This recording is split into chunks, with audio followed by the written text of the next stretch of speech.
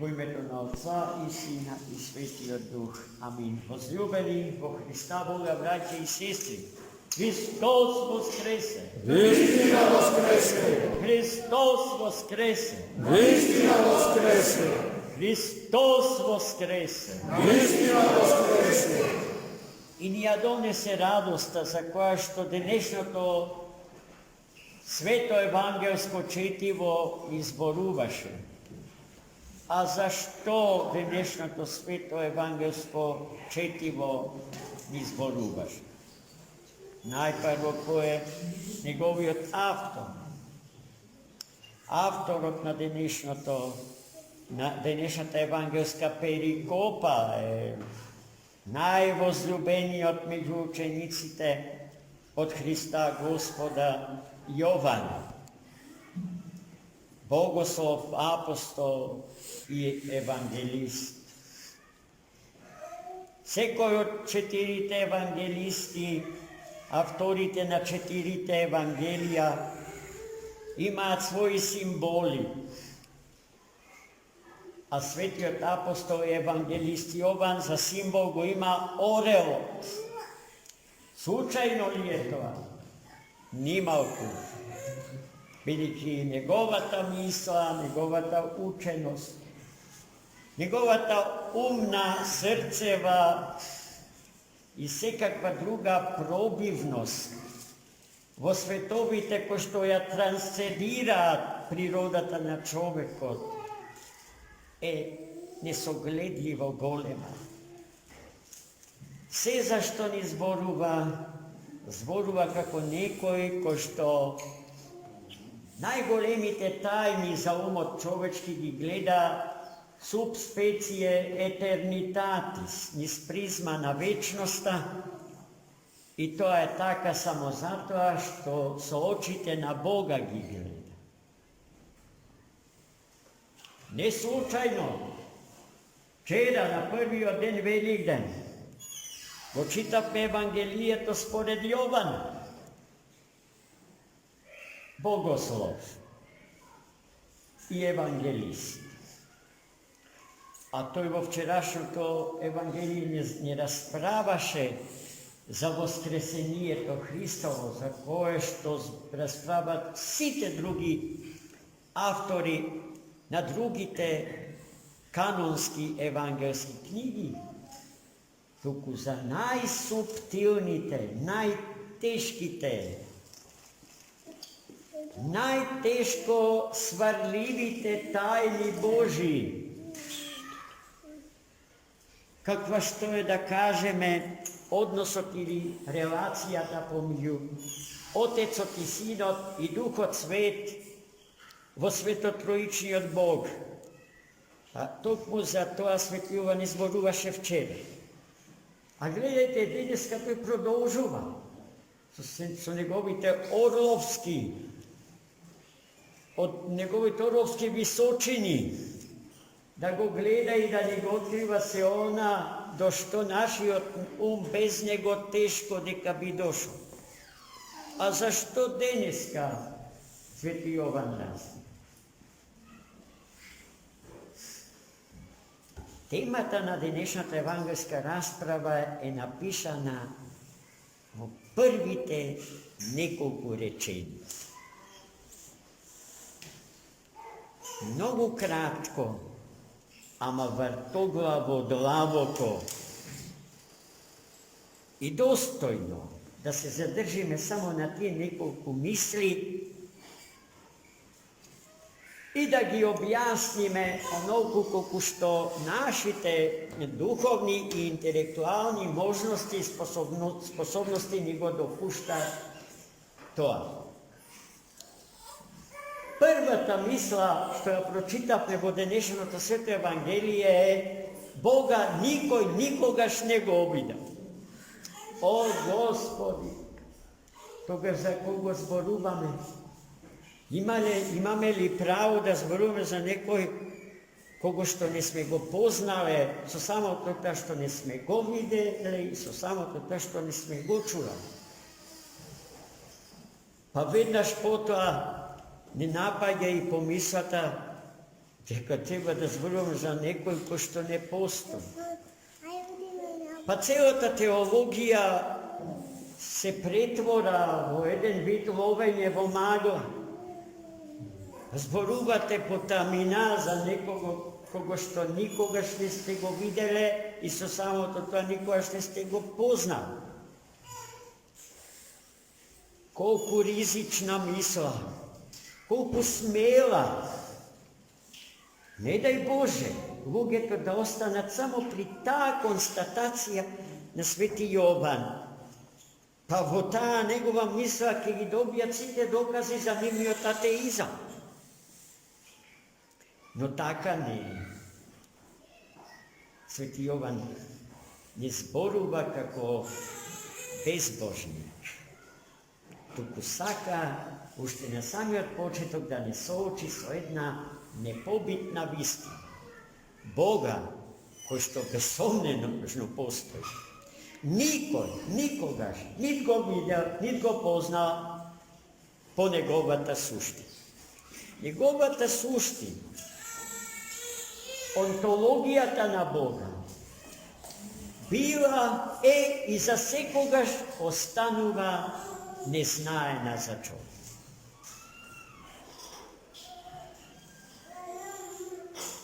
Ама тој не останува при таа мисла, туку продолжува. Туку единородниот Син Божи, кој во пазувајте на Отецот ни го откри. А сега веќе друга песна. Тој кој што никогаш не сме го видели и не го познале, целосно, безостаточно ни го открива Синот Негов, Логосот Божи. А за тоа зборувавме вчера. Како? Така што ја прими нашата природа, стана човек. И на тој начин, на најефикасен можен начин, Бог му се приближи на човек. Померат од неговите реални битини, гносеолошки, секакви други потенцијали со кои што располага личноста на секој човек.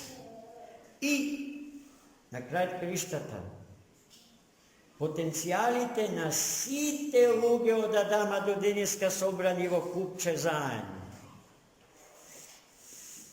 Не само единките, поединците, туку сите луѓе, целото човештво, за кое што еден голем руски свештеник и теолог од Институтот Свети Сергије во Париз, мојот институт, каде што јас студирав, отец Сергеј Булгаков, вели, ако сакате да го добиете најавтентичниот лик Христов, тогаш треба да напишете икона на која што ќе бидат напишани ликовите, личностите на сите луѓе родени од Адама до денес.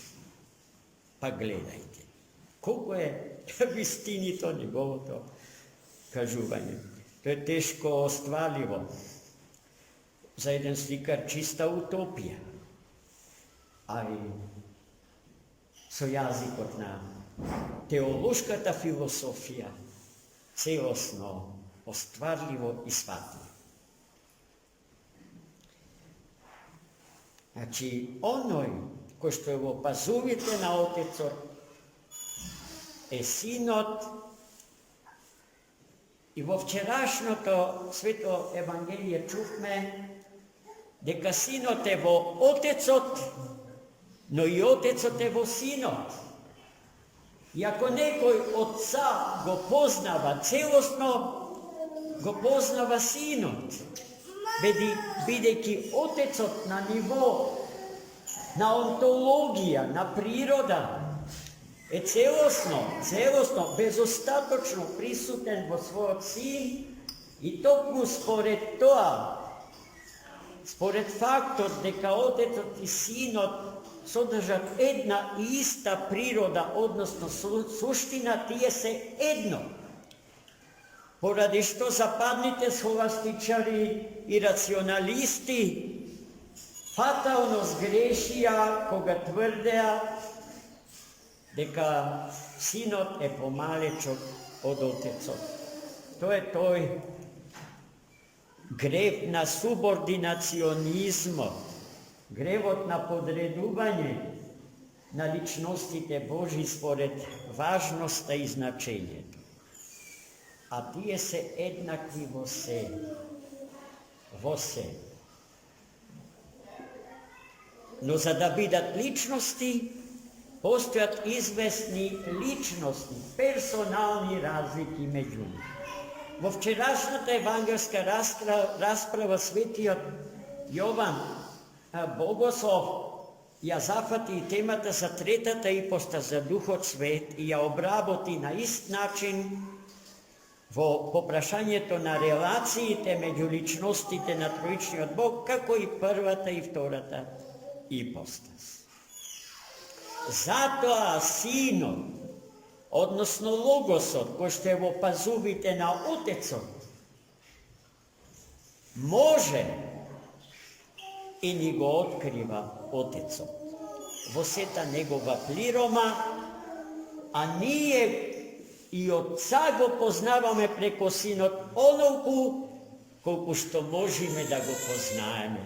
Да се сетиме на познатиот тропар на Светото Преображение Господње, каде што се вели дека апостолите го гледале Христа преобразениот, кој што со неговата нацветлосна светлина светел посилно, неспоредливо посилно, од што свети физичкото сонце, што денес ја грее струга.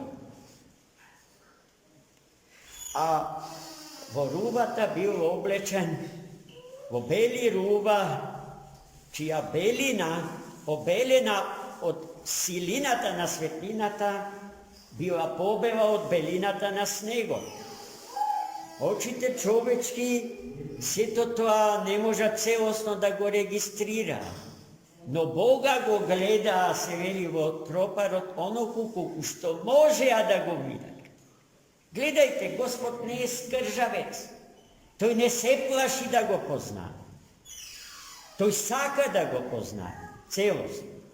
И ние го познаваме Бога по мерата од нашето духовно растење, а нашиот духовен раст го следи растот од височината Христова.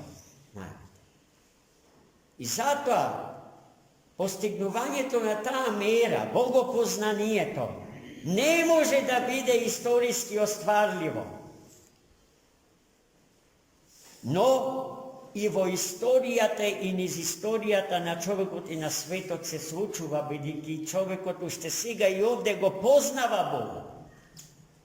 Но ќе треба да го познава и низ сите вечности, бидејќи мерата Божја е непостижна мера. До крај. Но се постигнува во секој ден од нашиот живот. Во секој ден од нашиот живот. И во тоа е смислата на творечки поминатиот живот, смислата на креацијата, на создавањето, како со креација, како со создавањето со Создател. Ние сме негови слуги непотребни. Тој може се сам без нас.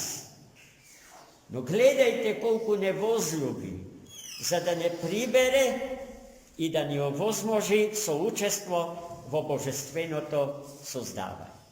Ето, гледайте, ова е нешто така побашински кажано во однос на се она што можеме да го кажеме на неколкуте првично запишани мисли од денешната евангелска перикопа на Свети Јован Богослов. Колкава е радоста наша што сме христијани, браќи и сестри.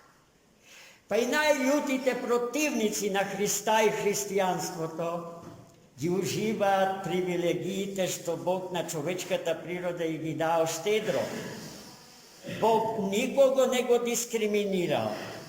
Не може еден француски револуционер од 17. век како што бил, да речеме, Монтеские, да каже, Господ беше щедар спрема сите, освен кон мене. На сите им даде се, но не и мене. Зашто се што на сите им дал, и нему му дал. Се што на сите им дал, ми дал и мене. Но дарбите Господни, даровите Господни, што ги дава секому од нас, не се идентични. Тој не прави луѓе, личности што ќе си личат ко јајце на јајце. Копии!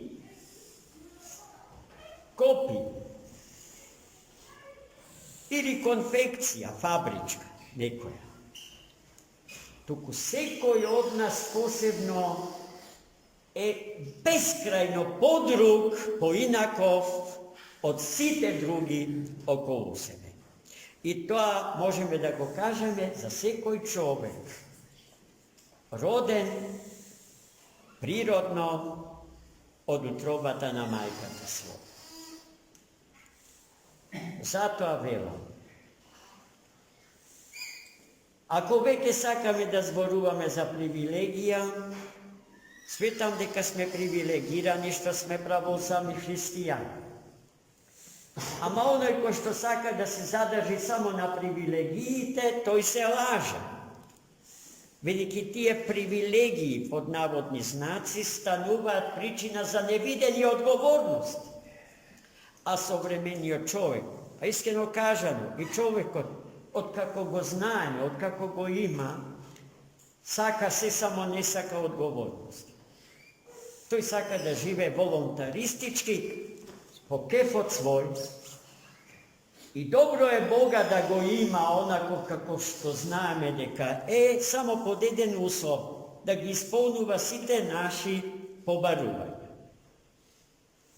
И затоа една од најсрамните поговорки што Струшката чаршија и секоја друга чаршија ги кажува на таа тема е: Господи, ако те има, да ми падне $1.000.000 на лотарија. Тоа. И во тој контекст се друго што личи на тоа. Бидејќи не сакаме да се трудиме, не сакаме да се вложиме целите себе си, да му угодиме на Бога, а Бог, гледајќи го нашиот напор, нашиот труд, да го благослови, да го умножи и да го обенча со неброени плодови кои што ќе бидат собственост не само на онај што ги поседуваат тие плодови, туку собственост на сите, бидејќи кога создаваме и печалиме, не создаваме и не печалиме само за себе, туку за сечовечката заедница на личности. Амин.